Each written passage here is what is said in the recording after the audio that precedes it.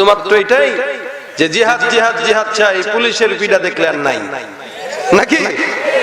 রাসূলের জন্য তৈয়ার থাকবেন ইনশাআল্লাহ। তাহলে ফ্রান্সের পণ্য বয়কট করা লাগবে, ঠিক না? আমার ভাষায় সব আমেরিকার জিনিস, আমি স্লো মাখি আমেরিকার, ইন্ডিয়া, লন্ডনের, তুই বেটা রাজাকার। তোর দেশের জিনিস তোমার ঘরে থাকবে, দেশের পণ্য তুমি কিনবা, এটাই হলো দেশপ্রেম। তুমি বাংলাদেশের নিজেকে একজন নাগরিক দাবি করো, তুমি নিজেকে দেশপ্রেমিক দাবি করো, তোমার ঘরে আমেরিকার পণ্য, ফ্রান্সের পণ্য, দিল্লির পণ্য, তুমি আসল রাজাকার। এটা দেশপ্রেম নয়। এদেশ এজন্য স্বাধীন হয় নাই। তাদের পণ্য কিনেন টাকা দিয়া, আপনার ঘামে জড়া টাকা তারা পায়, ওই টাকা দিয়েই কিন্তু দিন শেষে আপনার আমার গায়ের উপরে তারা বুলেট মারার চিন্তা করে। এজন্য দেশীয় পণ্য কিনবো, দেশের টাকা দেশে রাখবো। জোরে বলেন, দেশের টাকা কি করব? দেশে রাখবো। মিয়া আমগরেই তো আজীবন রাজাকার কইলেন, টুপি মাথায় দিছি, মাগরি পড়ছে এই কারণে, তাই না? আর জন্ম যেখানেই হোক হুজুর মানে রাজাকার না? এই রাজাকার যারা, এরা হলো দেশের শত্রু, যারা আগেও করেছে এখনো দেশের শত্রুতা করতেছে গোপনে গোপনে। এজন্য আমরা 52-তে দেখিয়েছি ভাষার জন্য আন্দোলন করে, ঠিক না? আমরা 71-এ স্বাধীনতার জন্য আন্দোলন করেছি, দেশ স্বাধীনের জন্য, এদেশের ইঞ্চিবাজি রক্ষার জন্য।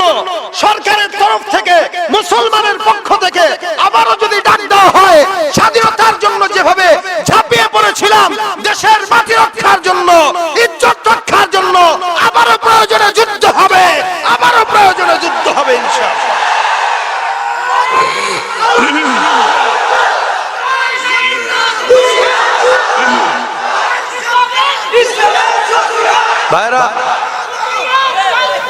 ভাইরা আমার, আমরা দেশকে ভালোবাসি না বাসি না বলেন?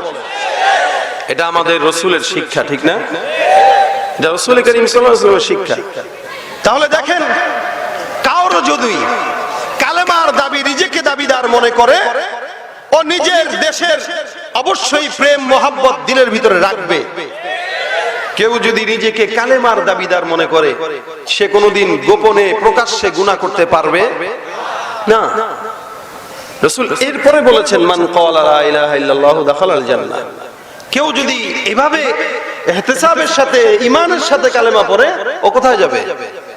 জোরে বলেন, জান্নাতে যাবে। এত সোজা না? তাহলে টুপি মাথায় দিয়া, পাগড়ি পয়রা, দাড়ি রাখা মানুষের গালিগালাজ শুনি আমি জান্নাতে যেতে পারবো না, আপনি আকাম রাকাম কইরা কালেমা পড়ে জান্নাতে চলে যাবেন, তাহলে তো আল্লাহর হিসাবে এক হইল না। হিসাব নিকাশ তো কিছু আছে। পরে আবু হুরায়রা বলেন, ঠিক আছে হুজুর, আমার বুঝে আসছে, আসলেই কালেমাটা পড়লেই তো হয় না, কালেমা মোতাবেক আমল করা লাগে। হযরত ওমর ফারুক রাদিয়াল্লাহু তাআলা আনহু বলেন, কোরআনটা এমন একটা জিনিস, এই কোরআন কাউকে গোমরা বানায়, আবার এই কোরআন কাউকে পথ দেখায়। ঠিক কালেমাটা এমন একটা জিনিস, কেউ কালেমা পড়ে জান্নাতে যায়, কেউ কালেমা পড়ে জাহান্নামে যায়। কিভাবে? এক বুজুর্গ সৈয়দ কুতুব শহীদ রাহমাতুল্লাহ আলাইহি, মিশরের অনেক বড় একজন মুফাসসির ছিলেন, অনেক বড় আলেম ছিলেন। এই মুফাসসির কালেমার তাওহীদের বাণী মানুষের ধারে ধারে পৌঁছায় দিয়েছেন। তাওহীদ কি? আল্লাহ ছাড়া কারো গোলামি চলবে না, আল্লাহ ছাড়া কারো দালালি চলবে না, আল্লাহ ছাড়া কারো পক্ষে কথা বলা চলবে না। হ্যাঁ, আমরা দল করব, আমরা দল করতে পারি, এটা আমাদের পার্সোনাল বিষয়, কিন্তু আমি যখন দেখবো আমার দলের নেতা আমার আল্লাহর বিরুদ্ধে কাজ করতেছে, এক সেকেন্ড দেরি করবো না, আমিও তার বিরুদ্ধে চলে যাব। এটা হচ্ছে কালেমার দাবি। এটা কিসের দাবি? আচ্ছা, নেতা বাদ দিলাম, পীর আছে না, যদি দেখি পীর ইসলামের বিরুদ্ধে যায়, তাহলে সাথে সাথে লাঠি দিয়ে পীর থেকে চলে আসবো। আমি নিজেও যদি গুনাহ করি, আপনারা আমাকে বয়কট করবেন, ঠিক না? কারণ ইন্না সলাতি ওয়া নুসুকি ওয়া মাহইয়ায়া ওয়া মামাতি লিল্লাহি রাব্বিল আলামিন। জিন্দেগিতে জীবন মরণ কুরবানি যা কিছু করা লাগে একমাত্র কার জন্য? জোরে বলেন। সৈয়দ কুতুব শহীদ রাহমাতুল্লাহ আলাইহি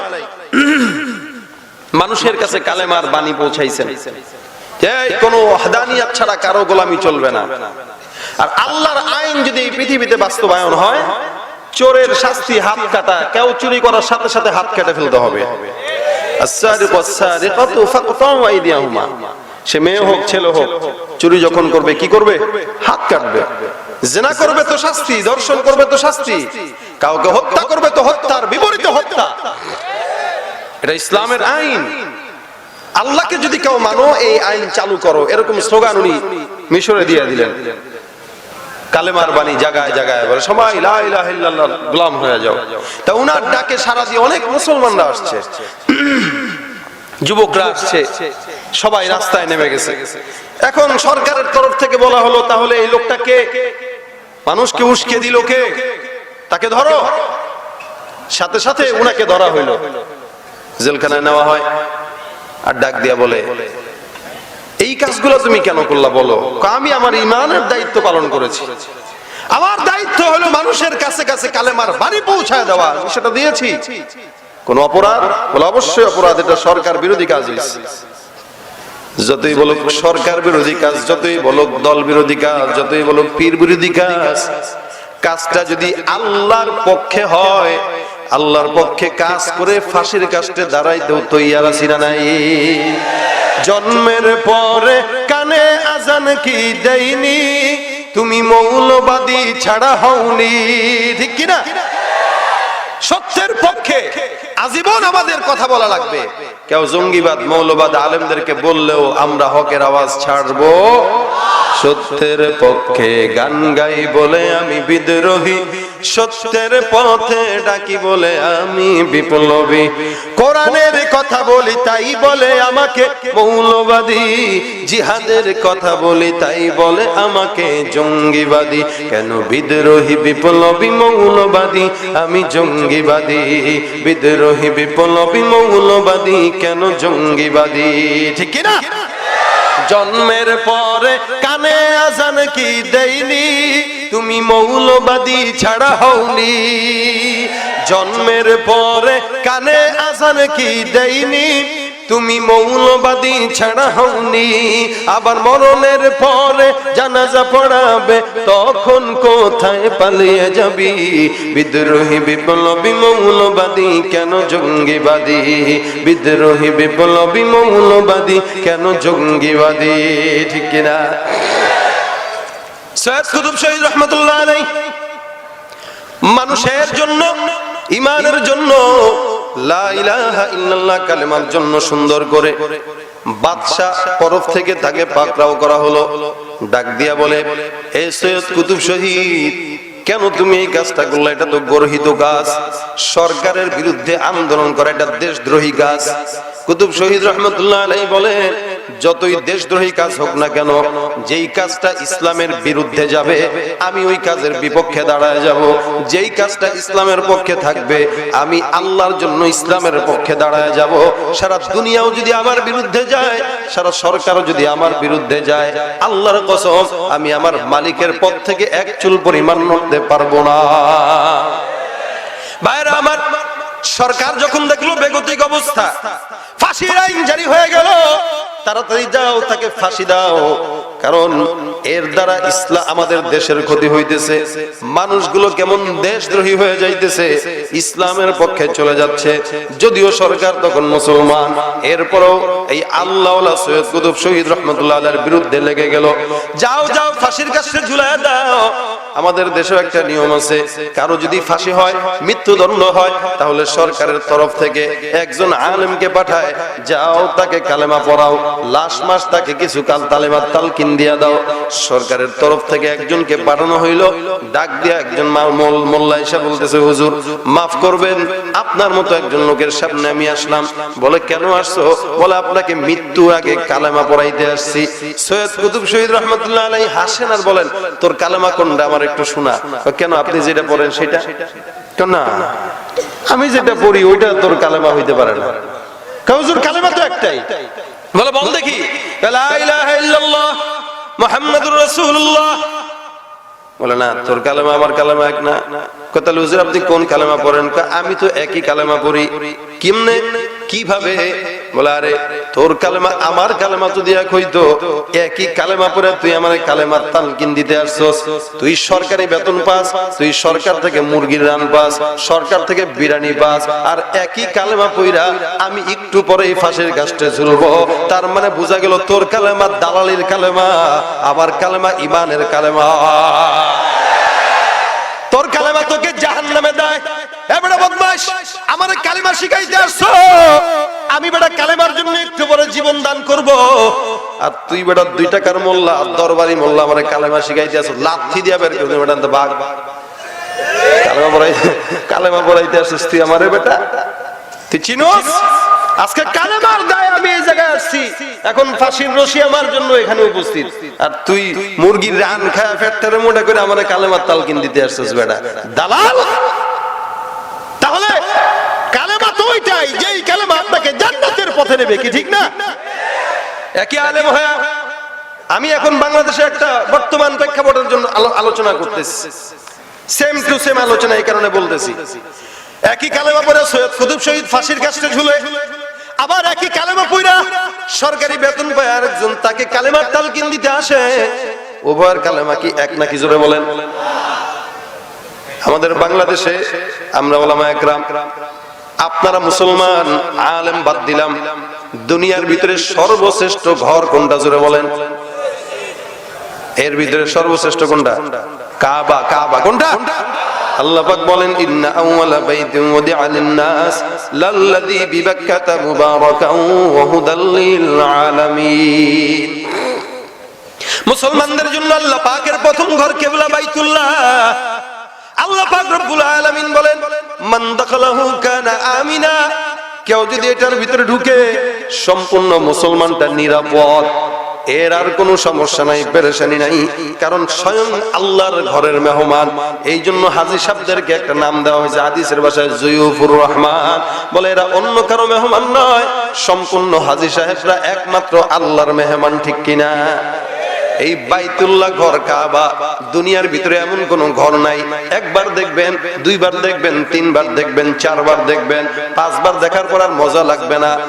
কি বলে আমেরিকার যত বড় বিল্ডিং, ওই মালয়েশিয়ার যত বড় বিল্ডিং, দুবাইয়ের যত বড় বিল্ডিং হোক না কেন, একবার দেখার পর দ্বিতীয়বার টাকা দিয়া কোনো বান্দা দেখতে যায় না। মাগার বাইতুল্লাহ এমন একটা ঘর, আল্লাহর বান্দার যদি টাকা থাকে আর নাও থাকে, একবার যাওয়ার পর ওই মুলতাজামের ভিতরে দাঁড়ায় দাঁড়ায় দোয়া করে, আল্লাহ আমার মতো নালায়েককে তুমি প্রত্যেক বছর একবার জন্য হজে আসার তৌফিক দিও, ঠিক কিনা? কেন? বলে হাদিস শরীফে রাসূল বলেন কেউ যদি বাইতুল্লাহ তাওয়াফ করে আল্লাহ পাক রব্বুল আলামিন ওই বান্দাকে সুন্দর করে একদম নিষ্পাপ বানায় নিবে। বান্দা যদি গুনাহ করে, হাজারো অন্যায় করুক, হাজারো জেনা করুক, হাজারো অপরাধ করুক, বাইতুল্লাহ যদি কেউ আল্লাহর জন্য হজ করে, তাওয়াফ করে, আল্লাহ পাক একদম ভূমিষ্ঠ শিশুর মতো নিষ্পাপ একদম তাকে বানিয়ে দেয়। তাহলে দেখেন এই ব্যাপারে আপনারা সবাই একমত তো? হ্যাঁ, কাবা যে শ্রেষ্ঠ ঘর সবাই একমত না? কিন্তু 2-3 দিন আগে দেখছেন সংবাদের ভিতরে আইসা কাবাকে একজন আলেম বলতেছে এটা বলে ভাস্কর্য। দেখেছেন আপনারা? মূর্তিকে জায়েজ করার জন্য বলতেছে কাবাটা ভাস্কর্য। তাহলে একই আলেম আমি হয়ে আমি বলতেছি এটা শ্রেষ্ঠ ঘর, এটা ইবাদতের মারকাজ, আবার সেও আলেম কিন্তু সে বলতেছে এটা ভাস্কর্য। তাহলে তার কাবা আর আমার কাবা কি এক? ভাইরা আমার, এই কারণে যেখানেই যান ফাইনামা তুওয়াল্লু ফাতাম্মা ওয়াজহুল্লাহ, রব্বুল আলামিন বলে বান্দা তুমি যেখানেই যাবা আল্লাহর দিকে মুখটা ঘুরায় নাও। ডানে বান্দা যাও, বামে যাও, পিছনে যাও, সামনে যাও, যেখানেই যাও আল্লাহ বলেন উযকুরুল্লাহ যিকরান কাসীরা, জবান দিয়া বেশি বেশি জিকির হবে। কার? জোরে বলেন। রাসূল বলেন আফজালুজ জিকির লা ইলাহা ইল্লাল্লাহ, এই সবচেয়ে উত্তম জিকির হইল লা ইলাহা ইল্লাল্লাহ, এর চাইতে উত্তম জিকির আর নাই। আল্লাহ রাসূল সাল্লাল্লাহু আলাইহি ওয়াসাল্লাম বান্দাকে বলে, বান্দা কেউ যদি তোমরা আল্লাহকে ডাকো, একজনের সামনে ডাকবা, আমার আল্লাহ পাক তার চাইতেও অনেক বেশি ফেরেশতার সামনে তুমি বান্দাকে তাক ডাকবে। আল্লাহ পাক রব্বুল আলামিন হাদিসে কুদসির ভিতরে বলে কোন বান্দা যদি আমার দিকে 1 বিঘা আগায়, আমি আল্লাহ ওই বান্দার দিকে 1 হাত আগায় যায়। কোন বান্দা যদি হেঁটে হেঁটে আগায়, আমি আল্লাহ ওই বান্দার দিকে দৌড়ায় দৌড়ায় আগায়। সুবহানাল্লাহ, জোরে বলেন।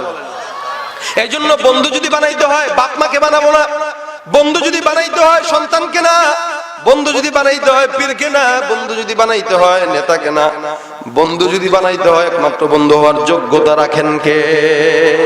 শিশুকালে মায়ের দুধে বাঁচায় খোদা প্রাণ, মায়ের স্নেহে বেড়ে উঠি তোমার অবদান। বন্ধু হয়ে ভালোবাসা, বন্ধু হয়ে ভালোবাসা ছড়াও জগৎময়। তোমার মতো প্রিয় বন্ধু যার হৃদয়ে রয়, তার কি আর থাকতে পারে, তার কি আর থাকতে পারে দুঃখ কষ্ট ভয়।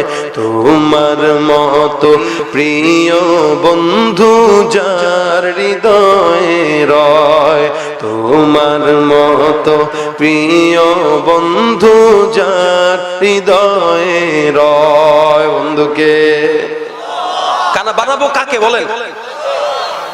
এই জন্য ভাইরা আমার, জিন্দেগিতে যেখানেই যাও আল্লাহ পাক সব কিছুর কাজ দিছে, আল্লাহ পাক সব কিছুকে নিজের ইচ্ছাধীন করে দিয়েছে, মাগার জবানের জন্য আদেশ দিয়ে দিলেন, জবান দিয়া জিকির হবে আল্লাহর।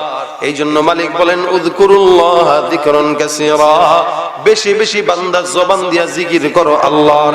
উঠতেও আল্লাহ, বসতেও আল্লাহ, দাঁড়াইতেও আল্লাহ, গোপনেও আল্লাহ, প্রকাশ্যেও আল্লাহ। হে মুসলমান, আল্লাহ পাক রব্বুল আলামিন বলেন উযকুর রাব্বাকা ফি নাফসিকা তাদাররুআ ওয়া খিফাতাও ওয়া দুনাল জাহরি মিনাল কওলি বিল গুদুই ওয়াল আসালি ওয়া লা তাকুন মিনাল গাফিলিন। বান্দা তোমরা যেখানেই থাকো না কেন মনে মনে জিকির করো আল্লাহ। বান্দা যেখানেই থাকো না কেন সকাল সন্ধ্যা জিকির করো আল্লাহর। এ মুসলমান, আপনি আমি প্রশ্ন করি আল্লাহকে কখন ডাকবো? আল্লাহ বলে ফজরের সময় ডাকবা, বলে হ্যাঁ ডাকো। বান্দা বলে জোহরের পরে ডাকবো, আল্লাহ বলে ডাকো। বান্দা বলে আসরের পরে ডাকবো, আল্লাহ বলে বান্দা ডাকো। বান্দা বলে মাগরিবের পরে ডাকবো, আল্লাহ বলে বান্দা ডাকো। বান্দা বলে এশার পরে ডাকবো, আল্লাহ বলেন বান্দা ডাকতে থাকো। আল্লাহ পাক রব্বুল আলামিনকে বান্দা ডাক দিয়ে বলে আল্লাহ আমি যদি রাত 2টার দিকেও ডাকতে চাই, আল্লাহ বলে বান্দা আমি আল্লাহ তখনও হাজির, তুমি ডাকো। বান্দা প্রশ্ন করলো তুমি কি ঘুমাইবা না? আল্লাহ পাক বলে আল্লাহু লা ইলাহা ইল্লা হুয়াল হাইয়ুল কাইয়ুম লা তাখুযুহু সিনাতুন ওয়ালা নাওম। চেয়ারম্যান ঘুমাইলে এরিয়া চলে, সরকার ঘুমাইলে রাষ্ট্র চলে, মাগার দুনিয়ার জিন্দেগিতে মাওলায় ঘুমাইলে দুনিয়া চলে না। আল্লাহ পাক বলে আমি আল্লাহ যদি ঘুমায় যায় বান্দার দুনিয়া টিকতে পারবে না।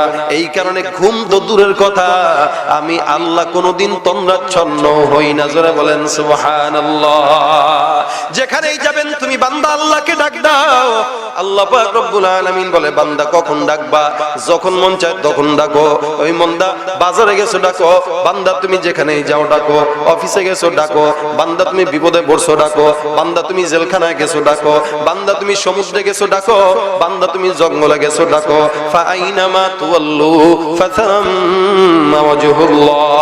বান্দা যেখানেই যাও না কেন একবার তুমি আমি আল্লাহকে ডাক দিবা, আমি আল্লাহ তোমার ডাকে যখন ডাকবা তখনই সাড়া দিয়া দিব। ভাইরা আমার, বাবাকে যদি কেউ ডাক দেয় আব্বা, বলে কি? ও আব্বা, বলে কি? আব্বা গো, বলে বল না আব্বা এমনি ডাকতেছি। এই বেটা ডাকিস না, কাম করতেছি, চুপ থাক। আবার কিছুক্ষণ বলে আব্বা গো, বলে কি হয়েছে? আব্বা, আরে তুই কিছু বলবি? কেন আব্বা এমনি ডাকি। এমনি ডাকা লাগবে না, যা ঘরে যা, ঘুমা। আবার কিছুক্ষণ পরে এসে আব্বা, বাপ কি খুশি হবে না বেজার হবে? মা, বন্ধুকে যদি কেউ ডাকে দোস্ত দোস্ত দোস্ত দোস্ত দোস্ত দোস্ত, কি কি কি কি বল না, এমনি ডাকলো, দূর ডাকা। বন্ধুরা একবারের জায়গায় 10 বার ডাক দিবেন, বাপরেও একবারের জায়গায় 10 বার ডাক দিবেন, মারও একবারের জায়গায় 10 বার ডাক দিবেন। মাও বেজার, আপনারও রাগ লাগবে, কিরে কতবার ডাকা লাগে। রাসূল করিম সাল্লাল্লাহু আলাইহি ওয়াসাল্লাম বলেন, মাল্লাম ইয়াসআলিল্লাহ ইয়াগদাব আলাইহি, আল্লাহকে কোন বান্দা যদি না ডাকে, যেই বান্দা আল্লাহকে ডাকে না, আল্লাহর কাছে চায় না, আমার আল্লাহ তার উপরে রাগান্বিত হয়। আল্লাহ বলে, বান্দা মাকে একবার ডাকলে মা বেজার হয়, বারবার ডাকলে বেজার, বাবাকেও বারবার ডাকলে বেজার। কিন্তু আমি আল্লাহ এমন একজন আছি, একবার কেন, বারবার কেন, শতবার কেন, হাজারো কোটি বার যদি বান্দা তুমি ডাকো, আল্লাহ পাক রব্বুল আলামিন বলে আমি আল্লাহ বেজার হই না। বান্দা তুমি যতবার ডাকো ততবার আমি আল্লাহ সাড়া দিয়া দে। এই জন্য ডাকতে হয়। কাকে ডাকবো বলেন? আচ্ছা, মারে যদি একবার আম্মা ডাকেন, বারবার যদি ডাকেন দিলের ভিতরে মজা লাগে না, বন্ধুরে দিলের ভিতরে মজা লাগে না বারবার ডাকলে। কিন্তু দুনিয়ার ভিতরে এমন একটা নাম, যেই নামটা আল্লাহ। আল্লাহ বান্দা একবার কেন, কোটি কোটি বারও যদি আল্লাহর নাম নিয়ে বলেন আল্লাহ, আমার আল্লাহর নামটা কোনোদিন জবানে খারাপ লাগবে কিনা? যত নেন তত মজা, যত ডাকেন তত মজা, যত বলেন তত মজা। আল্লাহর ডাক এত মজা, জন্মের পর থেকে আমরা আল্লাহকে ডাকি। আদম পয়গম্বর জন্মের পরে আল্লাহকে ডাকছেন, আদম পয়গম্বরের পরে অন্যান্য নবীরাও ডাকছেন, শীষ পয়গম্বর ডাকছেন, দানিয়াল পয়গম্বর আল্লাহকে ডাকছেন, ইসমাইল পয়গম্বর আল্লাহকে ডাকছেন, ইব্রাহিম পয়গম্বর আল্লাহকে ডাকছেন, ইউনুস পয়গম্বর আল্লাহকে ডাকছেন, ইয়াসা পয়গম্বর আল্লাহকে ডাকছেন, জুলকিফ পয়গম্বর আল্লাহকে ডাকছেন, ইদ্রিস পয়গম্বর আল্লাহকে ডাকছেন, ইউসুফ পয়গম্বর আল্লাহকে ডাকছেন, ঈসা পয়গম্বর আল্লাহকে ডাকছেন, মুসা পয়গম্বর আল্লাহকে ডাকছেন, মুহাম্মদ রাসূলুল্লাহ আল্লাহকে ডাকছেন, সাহাবা একরামরাও আল্লাহকে ডাকছেন, তাবেঈরাও আল্লাহকে ডাকছে, ইমামরাও আল্লাহকে ডাকছে, আমরাও আল্লাহকে ডাকি, আমাদের পরবর্তীরাও আল্লাহকে ডাকবে। কিয়ামত পর্যন্ত একমাত্র নাম হবে আল্লাহর নাম, আল্লাহর নাম, আল্লাহর নাম। এরপর এটা পূরণ হবে? তাহলে পুরাণ তো কোনোদিন হবে না। এটা নিয়েই তো যত কারখানা, এটা নিয়েই তো যত কাহিনী, এটা নিয়েই তো যত ঝামেলা। ইহুদি নাসারারা চায় আল্লাহর নামটা মুছে দিতে, নাস্তিকরা চায় আল্লাহর নাম মুছে দিতে, কিন্তু এই ইমানদার আল্লাহ বলনেওয়ালা মুসলমান বলে ঠাঁই পাবে না, ঠাঁই পাবে না ইনশাআল্লাহ। ওরা যতই চক্রান্ত করুক, ইসলামের বিরুদ্ধে কথা বলে, আল্লাহর বিরুদ্ধে কথা বলে, অতীতেও কেউ টিকতে পারে নাই, ভবিষ্যতেও পারার সম্ভাবনা নাই। এই জন্য জবানে বারবার আল্লাহর জিকির করবেন, জবানে বারবার আল্লাহর নাম নিবেন। জবান দিয়া নাম নিয়ে দিল পরিষ্কার হয়। কারণ বান্দা গুনাহ করার দ্বারা একটা একটা করে দাগ হয়, বান্দা গুনাহ করার দ্বারা অন্তরে কালো দাগ হয়। রাসূল করিম সাল্লাল্লাহু আলাইহি ওয়াসাল্লাম বলেন, প্রত্যেকটা মানুষের অন্তরে একটা অন্তর আছে, গোশতের টুকরা, মুদগা। আল্লাহর হাবিব বলেন, ইদা সালাহাত সালাহাল জাসাদু কুল্লুহু ওয়া ইদা ফাসাদাত ফাসাদাল জাসাদু কুল্লুহু আলা ওয়া হিয়াল কলব। বান্দা, তোমাদের সবার ভিতরে একটা করে গোশতের টুকরা, এটা যদি ভালো হয় সব ভালো, এটা যদি খারাপ হয় সব খারাপ। এখন এটা ভালো করবা কেমনে? রাসূল বলেন, বেশি বেশি জিকিরের মাধ্যমে বান্দার হৃদয়ের কালো দাগ দূর হয়ে যায়। জোরে বলেন সুবহানাল্লাহ। এই যে সুবহানাল্লাহ আসতে বললেন, একবার বলার দ্বারা রাসূল করিম সাল্লাল্লাহু আলাইহি ওয়াসাল্লাম বলেন জান্নাতের বাগানে একটা গাছ তৈরি হয়ে যায়।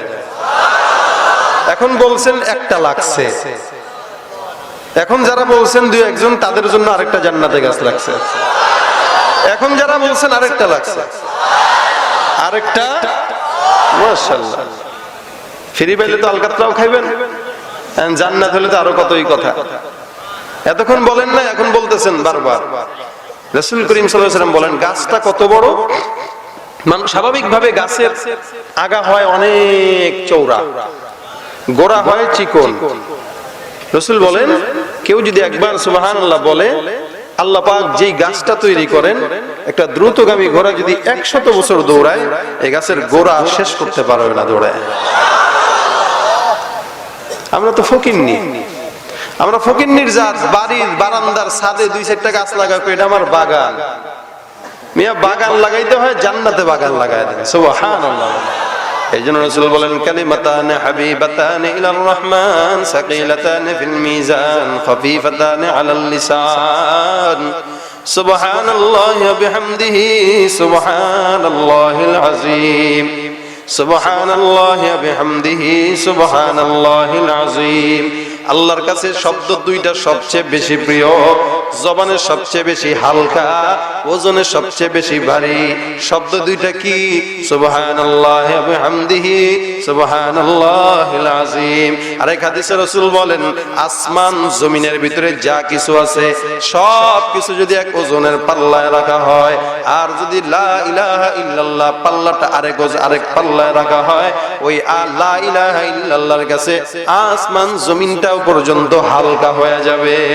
লা ইলাহা ইল্লাল্লাহ লা ইলাহা ইল্লাল্লাহ লা ইলাহা ইল্লাল্লাহ লা ইলাহা লা ইলাহা ইল্লাল্লাহ লা ইলাহা ইল্লাল্লাহ লা ইলাহা ইল্লাল্লাহ লা ইলাহা ইল্লাল্লাহ লা ইলাহা ইল্লাল্লাহ লা ইলাহা ইল্লাল্লাহ লা ইলাহা ইল্লাল্লাহ লা ইলাহা ইল্লাল্লাহ মুহাম্মাদুর রাসূলুল্লাহ। মজা লাগে না খারাপ লাগে? জোরে বলেন। এত মজা ইব্রাহিম পয়গম্বরকে একদিন রাখালের মতো করে ছাগল নিয়ে বাহিরে চড়াইতে যায়। ইব্রাহিম নবী ছাগল চড়ায় রাখাল হয়ে ওদিক দিয়া দূর থেকে একটা আওয়াজ ভেসে আসতেছে। কষ্ট হইতেছে? আমার বেশি কষ্ট হইতেছে। আপনাকে তো হইবই না, চুপচাপ বসে রয়েছেন। কষ্ট তো আমার। এজন্য অল্প সময় ইনশাআল্লাহ খালি শুনেন আল্লাহর নামটা কত মজা। ইব্রাহিম পয়গম্বর ওই ছাগল চড়ান, দূর থেকে একটা আওয়াজ কানের ভিতরে ভেসে আসে। কে জানি পাঠ করতেছে দূর থেকে, সুবহানাল্লাহ সুবহানাজিল মুলকি ওয়াল মালাকুত সুবহানাদিল ইজ্জতি ওয়াল আযমাতি ওয়াল হাইবাতি ওয়াল কুদরাতি ওয়াল কিবরিয়া। ইব্রাহিম নবী কানটা খুলে সুন্দর করে শুনে কাছে খুঁজতে খুঁজতে যায়, তাকায় দেখে একটা গাছের নিচে একজন বসা। ডাক দিয়া বলে, ভাই তুমি কি কবিতাটা পাঠ করছো? বলে হ্যাঁ। আরেকবার আমাকে শোনায় দাও। এই লোকটা ডাক দিয়া বলে, না ইব্রাহিম, একবার শুনাইলাম, মালিকের নামের অনেক দাম আছে, ফিরি মালিকের নামের কবিতা শুনাইতে পারবো না, কিছু দাও তারপরে আরেকবার শোনাবো। ইব্রাহিম নবী চিন্তা করে, পকেটে তো কোনো টাকা নাই, পকেটেও কোনো মুদ্রা নাই, এমন কি আছে যেটা দেব তুমি আমাকে শোনাবা? ইব্রাহিম নবী বারবার বলে, আরেকবার শোনায়া দাও। ওই লোকটা ডাক দিয়া বলে, কিছু দিলে তারপরে শোনাবো। ইব্রাহিম নবী ঠিক আছে বলতেছেন, ডাক দিয়া, এ আমার ভাই, এই যে ছাগলগুলো যতগুলো তুমি এই জায়গায় দেখলা, এই ছাগলগুলোর অর্ধেক ছাগল আমি তোমার জন্য দান করে দিলাম, বিনিময়ে মালিকের নামের কবিতাটা তুমি আমাকে আরেকবার শোনায়া দাও। লোকটা ডাক দিয়া বলে, সুবহানাদিল মুলকি ওয়াল মালাকুত। ইব্রাহিম নবী শুনে কানের ভিতরে মজা আওয়াজ, এমন মজার আওয়াজ। ইব্রাহিম আলাইহিস সালাতু ওয়াস সালাম শুনে ডাক দিয়া বলে, ভাইরে আরেকবার মেহেরবানি করে শোনায় দাও। লোকটা ডাক দিয়া বলে, না না, আল্লাহর নামের কবিতাটা এত সহজে শোনানো যায় না, কিছু দাও তারপরে শোনাবো। ইব্রাহিম নবী ডাক দিয়া বলে, আমার কাছে আর কিচ্ছু নাই, তবে অর্ধেক ছাগলগুলো আছে, যাও যাও, বাকি অর্ধেক ছাগলটা আমি আল্লাহর নাম শোনার জন্য তোমাকে আমি দান করে দিলাম।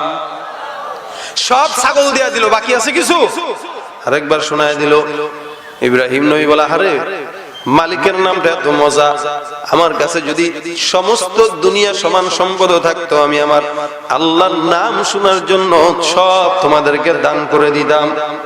আরেকবার আমাকে শোনায় দাও, আমার তো কিছু নাই, একটু গিফট করো না। আরেকবার, দুইবার তো দিলামই। লোকটা ডাক দিয়ে বলে, ইব্রাহিম, টাকা নাই, সম্পদ নাই, শোনাবো না। ইব্রাহিম নবী ডাক দিয়া বলে, এ ভাই, আমি আল্লাহকে সাক্ষী রেখে তোমাকে বললাম, তোমার চেহারা দেখে তো কোনোদিন তোমাকে গরিব মনে হয় না, ছাগলগুলো তোমাকে দান করলাম, এখন তো তোমার রাখালের প্রয়োজন, আমি ইব্রাহিমকে তোমার রাখাল হিসেবে নাও, বিনিময়ে তুমি সারা জিন্দেগি আমার মালিকের শান তুমি আমাকে শোনায় দিবা। আল্লাহ আল্লাহ क्या मुबारक नाम है, अल्लाह अल्लाह आशिकों का काम है। ভাইরা আমার, আল্লাহর মহাব্বত এমন মজার মহাব্বত। ইব্রাহিম নবী ডাক দিয়া বলতেছেন, ভাই আমাকে রাখাল হিসেবে গ্রহণ করে নাও। এই লোকটা ডাক দিয়া বলে, ওরে ভাই আমি রাখাল হিসেবে তোমাকে গ্রহণ করার কোনো প্রয়োজন নাই, এই যতগুলো ছাগল দিলা সব তোমাকে গিফট করে দিলাম, যাও। কেন তোমার কাছে আসলাম আমি জানি, তুমি কি জানো? ইব্রাহিম নবী ডাক দিয়া বলে, ও ভাই কেন তুমি আমার কাছে আসলা? লোকটা ডাক দিয়া বলে, ইব্রাহিম আসমানের ভিতরে ফেরেশতার বড় সমাবেশ হয়, আমার আল্লাহ পাক রব্বুল আলামিন সব সময় বলে ইব্রাহিম খলিলুল্লাহ, ইব্রাহিম খলিলুল্লাহ। আমরা তো অবাক হয়ে গেলাম, আমরা 24টা ঘন্টায় দেখি মালিক কেবল তোমার নাম নেয়, মালিক কেবল তোমার প্রশংসাই গায়। আমরা চিন্তা করলাম, আল্লাহ এমন কোন ব্যক্তিটা আছে যেই ব্যক্তিটা আপনি বারবার ওই ব্যক্তিটার প্রশংসা গান? রব্বুল আলামিন একবার তার নাম আমরা প্রমাণ দেখতে চাই, ইব্রাহিম আসলেই কি আপনার বন্ধু কিনা? আল্লাহ পাক রব্বুল আলামিন বলে, যাও ফেরেশতা ওই বান্দার কাছে চলে যাও, বান্দাকে যদি তোমাকে পরীক্ষা করা লাগে করো, আমি আল্লাহর তরফ থেকে ফেরেশতা জিবরাইল তোমাকে পরীক্ষা করার জন্য আসলাম। তোমার কাছে দুনিয়া পছন্দ নাকি আমার মাওলার নাম পছন্দ? ইব্রাহিম তুমি আমার আল্লাহর কাছে আজকের এই পরীক্ষার ভিতরে 100% পাস করে দিলা। ভাইরা আমার, এই কারণে দুনিয়ার জিন্দেগিতে আল্লাহর মহব্বত যদি থাকে, মালিকের জিকিরের মহব্বত যদি থাকে, রাসূল করিম সাল্লাল্লাহু আলাইহি ওয়াসাল্লাম বলেন ওই জীবিত জিকিরটা, ওই জিহ্বাটা আপনার কিয়ামতের ময়দানে আপনার সঙ্গে দাঁড়ায় যাবে আর ডাক দিয়া বলবে, এই জিহ্বাটা দিয়া আমাকে বারবার তোমার নাম নিত, আমাকে দিয়া বারবার তোমার জিকির আজকার করাইতো। জবানটা দাঁড়ায় যাবে, জিকিরটা দাঁড়ায় যাবে, এক পাশে কোরআনটা দাঁড়ায় যাবে, এক পাশে নেক আমলগুলো দাঁড়ায় যাবে, আর ডাক দিয়া বলবে, আল্লাহ এই বান্দাটা যত কিছুই হোক না কেন তোমার জিকির ভুলে নাই। সকাল সন্ধ্যা তোমার জিকির করলো, বিকেলেও তোমার জিকির করতো, গোপনেও তোমার জিকির করতো, প্রকাশ্যেও তোমার জিকির আদায় করতো। রব্বুল আলামিন এই বান্দাকে জিকিরের উসিলায় তুমি নাজাত দিয়া দাও। ভাইরা আমার, এই কারণে বেশি বেশি জিকির জবানের ভিতরে চালু করার দরকার আছে না নাই? মানুষের গীবত গাওয়া বন্ধ, মানুষের নিন্দা গাওয়া বন্ধ, পরনিন্দা গাওয়া বন্ধ।